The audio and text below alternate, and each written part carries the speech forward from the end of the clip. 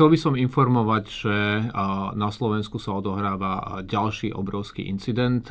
Zaznamenali sme masívny kybernetický útok voči vybraným kaviarniam v Starom Meste v Bratislave. Podľa aktuálnych informácií ten útok stále prebieha a vieme, že ten útok smeruje až na úroveň jednotlivých kávových zrn.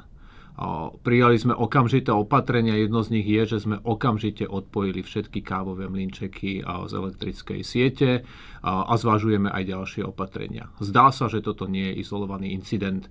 Je to incident, do ktorého sú zahrnutí aj zahraniční aktéri. Hovorí sa, že Bratislava sa stáva mekou kávového priemyslu a kávovej kultúry a v celej Európe a zdá sa, že konkurencia je veľmi silná. Očakávame, že je to určite zosieťovanie nielen vládnych, ale aj mimovládnych subjektov na to, aby kávoví povalači našli svoje útočisko inde ako v bratislavskom Starom Meste. Táto situácia je naozaj vážna, o úplnom rozsahu škôd vás na teraz nevieme a ani nechceme informovať. Čoho sa ale obávame je, že najbližšie diskusie našej kávovej povalačskej komunity, ktorá bola plánovaná na tento víkend, môžu byť vážne ohrozené a nevieme, o čom sa tým pádom bude diskutovať ani v pondelok ráno. O ďalšom vývoji vás budeme určite informovať.